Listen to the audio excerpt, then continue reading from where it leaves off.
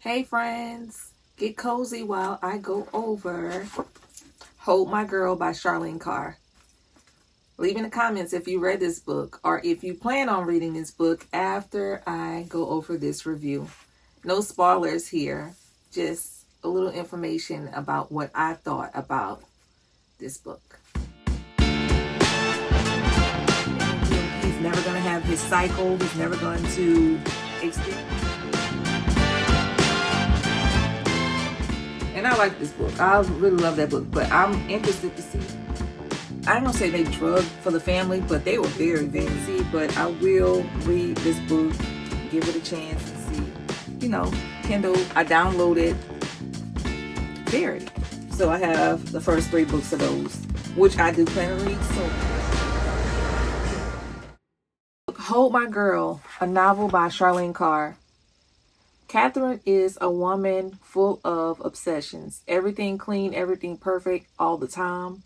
After 7 years of trying and failing to conceive, she finally gives birth to Rose, her IVF miracle child. But she always feared that Rose may not be her daughter. Rose's pale skin not matching Catherine's own. Tess never got her happy ending. She underwent IVF along Catherine and a group of hopeful mothers. But her daughter, Hannah, was stillborn. After a series of poor choices, Tess is divorced, broken, and stuck in a job beneath her skill set. When Rose is 10 months old, both Catherine and Tess get a call from the fertility clinic.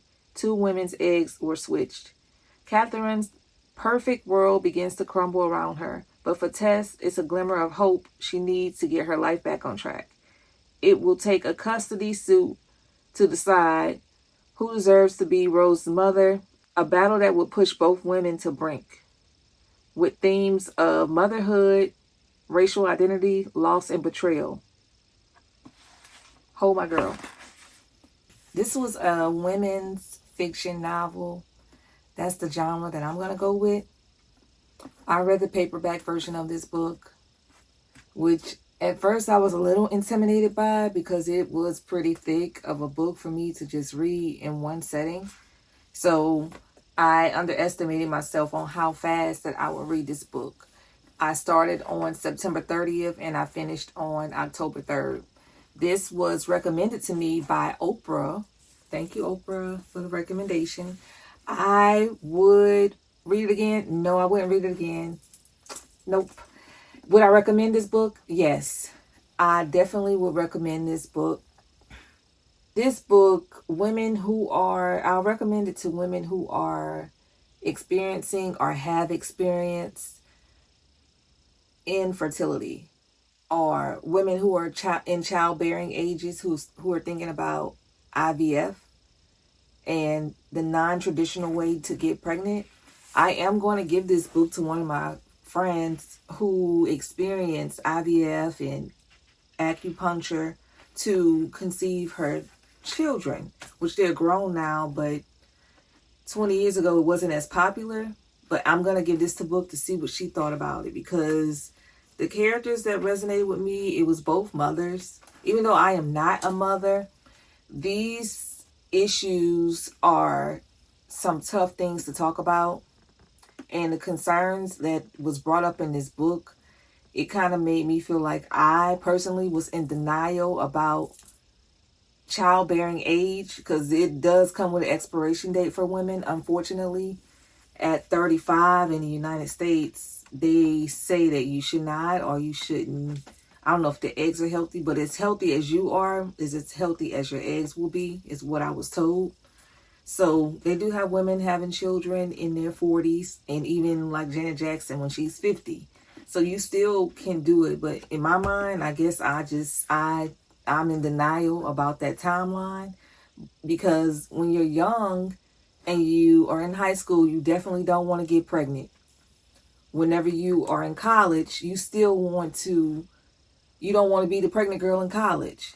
And right after college, if you don't get married and you got to find you a job, you don't want to get pregnant until you find a job. So right then and there, you're like pushing 30.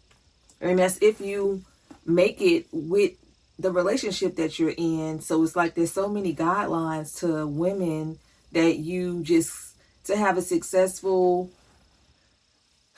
a successful, some people can be successful. It delays the time whenever you start having kids on doing what you want to do, because you have to share your income with, of course, if you have a spouse and then your child, or if you have twins, or if you are a single parent, you have to share that income versus being single to do whatever you want.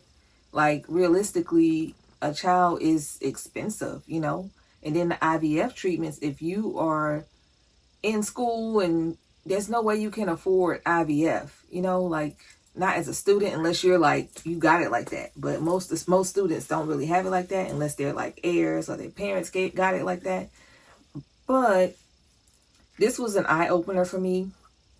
The emotions, it made me think of like the anatomy of women, like the heaviness of bearing a child and not carrying a child. So the childless mothers and the ones who successfully birth children too. So the author wrote in this book, she said in her notes, in Canada, where I live, where the book is set, it was set in Nova Scotia, which was another book that I read. I read The Berry Pickers, which was in Nova Scotia too. So I'm like, okay, y'all might be up to something. That's going to be on my bucket list of a place that I want to visit now. Because these two women that I read, I'm like, wow, like just wow. So she said where she lives, infertility affects 1 in 6 couples. And the stats are similar in other countries. Yet, so many of us find it hard to talk about. We're ashamed, embarrassed, or simply feel broken. We can do what we can to try to take control of our fertility, but so often there's very, very little that we can do. So I'm assuming that she went through something with her fertility throughout this book, because this read like, wow, like, oh my gosh. So the author, she speaks to you on like a level where I guess she understood, or what she experienced, or somebody close to her experience. And you were going through it just how they were going through it. So it was a little heavy at times.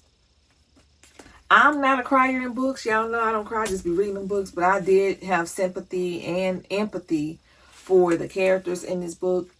And it just resonated with me, because I was just like, dang, like, you don't even think about the women who really, really, really want to have children but can't. Or women who can have children and have to have like abortions, and for whatever reason, like pro-life, pro-choice, whatever you are, it just was a heavy topic. But I know some of you are empathizers, or you want to feel something. This book was very emotional and deep, but I didn't have to, I read it in a couple days, and I just wanted to feel what this person felt. So I really got that, what she was saying. How Charlene wrote each character, you kind of didn't know which perspective you wanted to trust. So I like how she put the words out for this lady, and you just had those two perspectives going back and forth, and the thoughts and the emotions that they were feeling at the time or throughout this whole process. And she really delivered very well on these characters. Her writing style, every character had a voice, even the brother, the husband, the mother-in-law, the friends in the neighborhood, which gave a little bit of Rachel Hawkins' book that I read, The Wife Upstairs, where all the women came together and they all was like very messy. Yeah, it's like a whole community of women in the IVF world that you just like, okay, well, Facebook groups, and they just had a face and everybody had a voice. And I'm like, okay, this is a lot. Her writing style, I'll give this writing style, I'll say a 4.5 out of 5, because her writing style is just is captivating. Like, it catches you off guard. You're like, wait, I didn't think I was going to like this, and I didn't think it was going to read that easy. But her chapters were short, but she had a lot to say in them.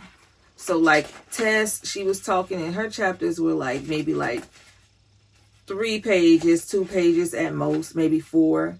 And then it goes to Catherine, which was very organized too. And they will break it up with like the little dots and stuff at the top or at the bottom whenever they finish like a scene, and you just like, no, okay, I can take a break right here. So she gave you a lot of breathing room in this book, even though it was, 410 pages. She gave you a lot of space to think and to just like piece everything together. So that's her writing style, 4.5 to a 5 out of 5. Relatability, 5 out of 5.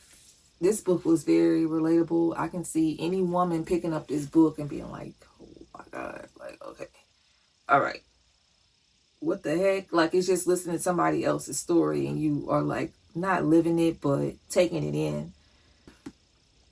Readability, very easy to read, 5 out of 5. Personal impact, 5 out of 5. Like, I really got a huge personal impact out of this story. Originality, for me, it was 5 out of 5. I haven't read any books like this. And when you talk about it, you're like, oh yeah, I'm reading this book about fertility. You want to say, oh, is it nonfiction? No, it's fiction. So I've never read I have read The Surrogate Mother by Frida McFadden, but that was like, y'all know Frida childish sometimes. Yeah, so she was doing a lot in that book. And one of my friends, she DNF'd that book because that book was pissing her off so bad, the Surrogate Mother, but it was a lighter take on a similar subject. And I'm like, okay, surrogate. So yeah, I have read something, but it was nothing like this book. This was more like it had a serious tone to it. And it had believable actions throughout this book. My biggest takeaway would be that motherhood is the wildest hood on the planet. Yes, God knows who to give children to and who not to give them to at a certain point in life or not. I'm just looking at it on the positive side. Some children end up in a real messed up situation and it's not their fault. And I just think that my biggest takeaway on this is you got to be careful who you allow in your space, Let me read some of the blurbs on the back of this book. As far as the blurbs go on the back of this book, let me see, does she have anything else in here? The author, she's very cute. I always say, look at the author. And I didn't pick this book, but here's the author, Charlene Carr.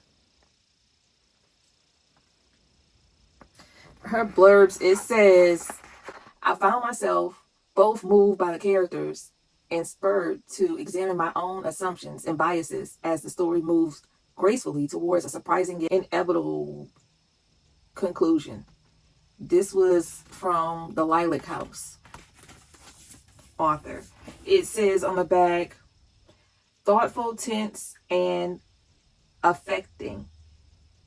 Charlene Carr has skillfully crafted a page-turning story with compassion at its center.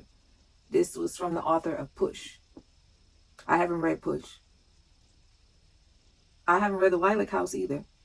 I think somebody I know just read The Lavender House or something like that. I don't remember. One of my friends, cousins, I don't know. This breathtaking story will pin you at your seat. Charlene Carr plumps the deepest secrets of motherhood with an unflinching eye while delivering a protagonist's exploration of how much our heart can carry. Sure to inspire engross book club discussions, this novel will stay with you long after you read the last word. I agree with that. It does stay with you after you finish reading it. Hold My Girl is a beautiful, unflinching examination of what it means to be a mother. This was from the author of Remarkable Bright Creatures. A compelling, thought-provoking read in Hold My Girl, Charlene dares to ask, what if, when there are no easy answers? This is a page-turner of a story that explores motherhood, vulnerability, colorism in the age of assisted fertility, That was from Charmaine Wilkerson, the one who wrote Black Cake. And y'all know I like Black Cake. Black Cake was a 5 for me too. So that was her advanced praises on this book. The author of The Berry Pickers has said something too, because I think they're from the same area. And that's why I was like, I knew it was going to be good if she said something and I enjoyed her book. Let me see. I don't think I see it in here. I don't know. I must be tripping, but I thought I saw it. But they have a whole bunch. They have like a couple pages of the blurbs. And I don't like when novels do that. And I skip them until the end so I can see if I agree with them. But they did a thing on this one. They were spot on with what they said about her. Hold My Girl is the story of 2 women whose eggs are switched during IVF. One of the mothers. You know your child. Like, you know them. At the end of the day, you know your child and you know their capabilities because you birthed them and you know how they how they get away with things and don't get away with things. And I'm like, this lady is doing a lot. Like, you have a husband, you got your child, you in a book club, you hosting, you cleaning up, you going on vacation, you got this family event, you doing parties at your house. Like, how many women out there are perfectionists? They want to do it all and do everything. You know, she was doing the absolute most. This book remind me of that movie Losing Isaiah with Halle Berry. Y'all remember they had like a huge custody battle with Jessica Lange and Halle Berry. They both were the mother of Isaiah. So it kind of reminded me of that a little bit. So go back and watch Losing Isaiah. But when you read this book, make sure you take your time too. Don't rush through it. Let it sit with you. I didn't listen to it, so I don't know how it reads when you listen, but I think it did come out on audiobook. Some of y'all are auto readers. I'm not, but take your time and just let it sit. Like, don't rush through this. Because I was just reading it like it was flowing and I didn't want it to end at a point. So I haven't read a book like that in a very long time. It was challenging at times. It was emotional. It was informative. I was reflective, sad, a little tense.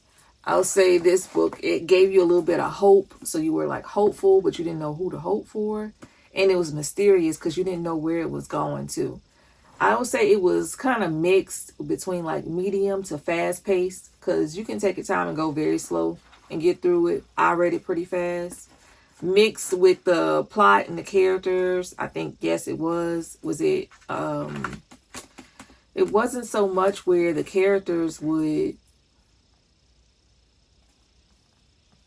rail off, but they still had a plot going too. So you like could follow it, and you could follow each character too, along with the plot. They had strong character development in this book. So with the strong character development, that comes with a lot of details that some people I can see not having the patience for. But just be patient with this book and look at the characteristics of each one of the characters as you read it. And then like follow your first mind. Like, okay, this one and that one. I'm like, okay, yeah. She's doing a lot. She's doing a lot. Did I find the characters lovable? It was complicated. Very complicated with this one. Would I say it was a diverse cast? Yes. One of the mothers was black. The other one, I think she was like Polish or something like that.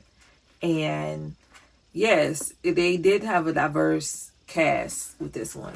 Did they have flaws in the main characters? Yes. Both main characters had character flaws. This book, I'm not going to say that they had. Bullying was one of the things in this. This is trigger warnings, by the way. Trigger warnings would be bullying, child's death, classism, colorism.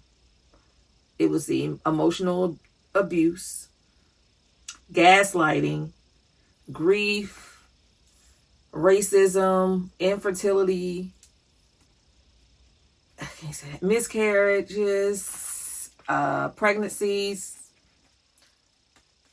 rape, sexual assault, sexual violence, toxic relationships. Yes, it had all those trigger warnings. But on a brighter note, it was enlightening. It was captivating. It was challenging at times. It was fascinating as well. Moving, thought-provoking. It leaves a personal impact on you for sure. Very research. This book, it seemed like it came from a credible source. Evidence-based with like the statistics, and also from like personal experience, like I said, from this author. So they had it was in-depth analyzed too. Some kind of way they put that in this book to where it was fiction, and it gave you a lot of like facts in this book. I don't know if they're true. I didn't fact check because I never experienced that before. So that's why I'm giving it to my friend who has experienced before, so she can tell me what she thinks, if she can even read this book. Because if you personally went through something like this, it might be too triggering for you to relive those years, because that could be a whole nother person of who you're not anymore, and it could spark up reminders of things you experience on a personal level. So I would say that's a trigger warning too. The structure of this book, it was very cohesive. It was clear with the thesis, where she was going with this. It was easy to follow. It was well argued. A little bit repetitive because you had to hear from both moms, from like her point of view, from this one's point of view. So you kind of heard it and it drilled it into you what was going on. The writing style, like I said, it was great. It was conversational, not conversational to where they were talking to each other, but you was hearing both sides of each character's point of view. And it gave you a very good visual. So overall, let me see. It was 410 pages. I am going to read her other book that I have by her real soon, but I'm going to get through some of these. I'm going to do a palate cleanser because this book was a little heavy with the topic that it was talking about. This book was heavy for me at a point to where I was just like, okay, after this, I know I'm going to need a palate cleanser. If not, either A, the book was too good, I don't want to read nothing else, I want to read something deep and dark like this, or I need something light and fluffy and goofy, like something simple to read, because I don't want to get in a slump and I don't want to just read dark books the whole time. But I would take this book and I would recommend read this book. It was really great. I'm going to read her other book, but I know it's going to be dark too, a dark subject. But we ripped the world apart. I'm going to read this book for sure, but I'm going to do a palate cleanser after this one and go with a young adult book, Pumpkin Spice and Everything Nice. I'm already 10 pages in with this one. Read this one, and I'm challenging myself to read this and then this Pumpkin Spice Cafe, because I'm going to the pumpkin patch coming up this week on a field trip. So speaking of children, even though I don't have any, I am very active with my niece, my nephews, my little cousins. Like, I have a lot of little children around me. And my little niece cousin, she wanted me to go with her on her field trip to the pumpkin patch. So these two are coming soon. Yeah, I think that's pretty much it. Oh yeah, wait.